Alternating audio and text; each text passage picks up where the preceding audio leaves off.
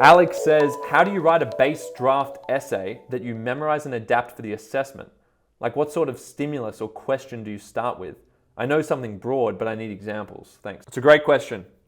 How do you write a base draft without a question? Well, that's not a good idea to do it without a question. I know you didn't ask that, but some people would think, well, just do a generic essay.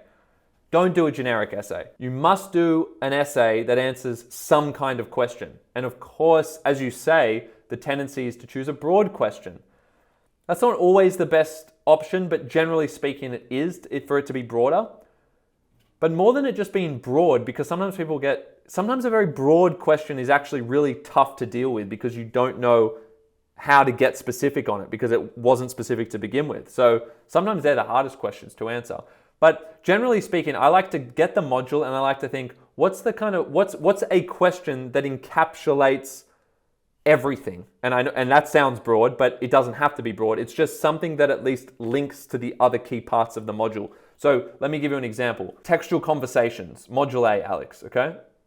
Assuming you're doing advanced. If you look at the module description there, the rubric, as we used to call it, the module description, and you look at all the key terms, I would come out with this question. I come out with this question that I think encapsulates the essence of the module, which is textual conversations, or you could say start with the latter text or the second text, but I'll just say it this way.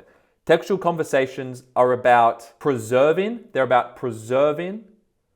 and transforming an original text. Textual conversations are about both preserving and transforming an original text. That question to me has linked to every HSC question that's come out, every one I saw. So it's specific enough, again, it's broad, but it's specific enough in terms of saying preserve, textual conversations about preserving keyword and transforming keyword an original text, and you'll apply that to your pair of texts.